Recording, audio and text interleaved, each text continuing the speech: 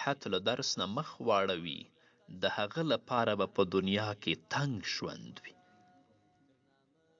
وروسته بیا الله فرمایي افمن شرح الله صدره للاسلام فهو على نور من ربه. آیا نو هغه څوک چې الله تعالی د هغه سینه د اسلام لپاره پرانستله او هغه د خپل رب خواته په یوه رڼا باندې روان دی. نو توحید او یکتا پرستی د خپلو صفاتو له امله د سینې په پراختیا کې لوی رول لري. الله رب العزت دې موږ او تاسې د توحید په عقیده باندې سنبال کړي. د شرک، بدعات او د خرافاتو نه دې الله رب العزت موږ او تاسې وساتي.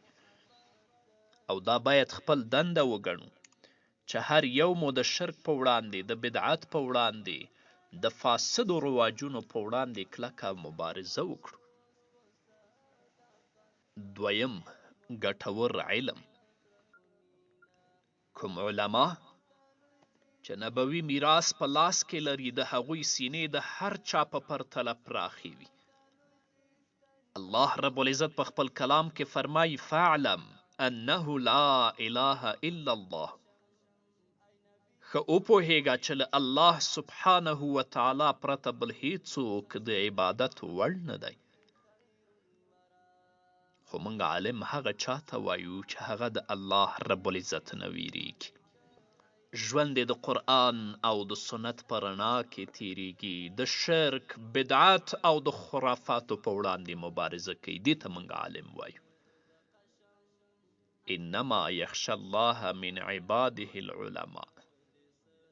او څوک چې د الله رب العزت نه ونه ویریږي، ژوند یې په خرافاتو کې تیریږي، سر و کار یې له بدعت او له مزخرفاتو سره وي، هغه ته موږ د عالم نسبت نشو کولی. دریم، نیک عمل. نیک عمل دی چې په زړه کې رڼا، په مخ کې ځلا او په روزي کې پراختیا را پیدا کوي. نو که غواړئ چې الله رب العزت مو سینې پراخې کړي، په زړه کې مو الله رب العزت رڼا پیدا کړي، په مخونو کې مو الله رب العزت ځلا پیدا کړي او په روزي کې مو الله رب العزت پراختیا راولي، نو نیک عملونه ترسره کړئ. ژوند به مو له اطمینان او له سکونه ډک وي. له وهمونو، له اندېښنو او له آفتونو نه به په امان کې اوسئ. نو نیک عمل دی چې په زړه کې رڼا، په مخ کې ځلا او په روزي کې پراختیا را پیدا کوي. څلورم، میړانه او اتلولي. میړانه او اتلولي ده چې زړه او نور بدني غړي سره غښتلي او پیاوړي کوي او د رحمان ذات طرف ته یې ژر اړوي. په دغه صورت کې بیا هغه ته پیښې او حوادث څه ارزښت نه لري. پنځم، له ګناهونو ډډه کول. ځکه چې ګناهونه خړوالی، تیارې او وحشت رامنځته کوي. د ګناهګار او د خالق ترمنځ پرده رامنځته کوي. رابطه یې له الله سره شلیږي، له شیطان سره رابطه قایمیږي. یو شاعر وایي ما لیدلي چې ګناهونه ژوندي زړونه وژني او په میراث کې رسوایي او سپکاوی د انسان په برخه کوي. هغه د پیغمبر علیه السلام وینا ده چې پیغمبر علیه السلام فرمایي دا زړونه زنګ نیسي لکه څنګه چې اوسپنې زنګ نیسي.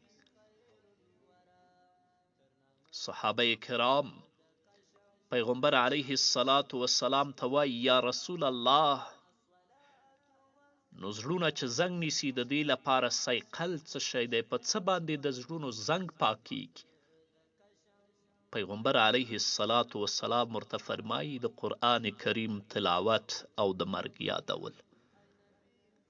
نو په ګناه سره زړه زنګ نیسي، په ګناه سره په زړه باندې تور داغ لګیږي، داسې داغ چې هغه هیڅ کله بیا د حق خبره نشي درک کولی او حق ته هغه سړی غاړه هم نشي کیښودلی. الله دې موږ وساتي.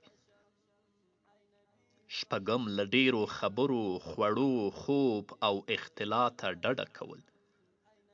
ډیرې خبرې مه کوه، ډیر خواړه هم مه کوه، او ډیر خوب او ډیر اختلاط هم مه کوه. الله رب العزت فرمایي والذین هم عن اللغو معرضون.